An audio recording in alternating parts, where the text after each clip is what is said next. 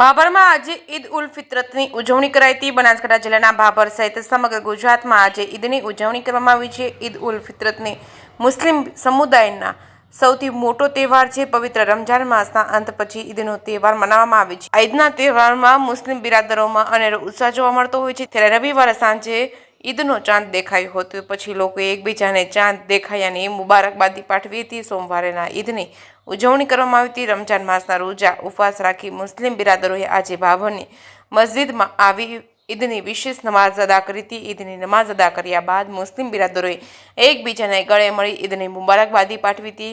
આ તહેવાર શવાલ મહિનાની પ્રથમ તારીખે ઉજવવામાં આવે છે અને આ ઈદને મીઠી ઈદ તરીકે ઉજવવામાં આવે છે। તો નાના બાળકોને ઈદી સ્વરૂપે ઇનામ આપવામાં આવે છે અને જ્યારે બીજી બાજુ કાયદો અને વ્યવસ્થા જળવાઈ રહે તે હેતુસર દિયોદર ડીવાયએસપી ભાભર પીઆઈ સહિત પોલીસ સ્ટાફના માણસો પણ હાજર રહ્યા હતા। શાંતિમય વાતાવરણ ઈદની મુબારકની ભાભર ખાતે મુસ્લિમ સમાજ દ્વારા ઉજવણી કરવામાં આવી હતી।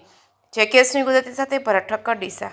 रमजान ईद का त्यौहार और माननीय डीजीपी सर के मार्गदर्शन में और एसपी सर के अक्षराज मकवाना सर के सूचना मुजब आज एक चौकस बंदोबस्त का आयोजन दियोदर पुलिस स्टेशन के तमाम पुलिस स्टेशनों में दियोदर, भाभर, कराची और रेवड़ी में किया गया है। आज हम यहाँ भाभर में रमजान ईद के जहाँ पे नमाज़ पढ़ा जा रहा है मस्जिद में, उसके बाहर बंदोबस्त के लिए सज्ज है।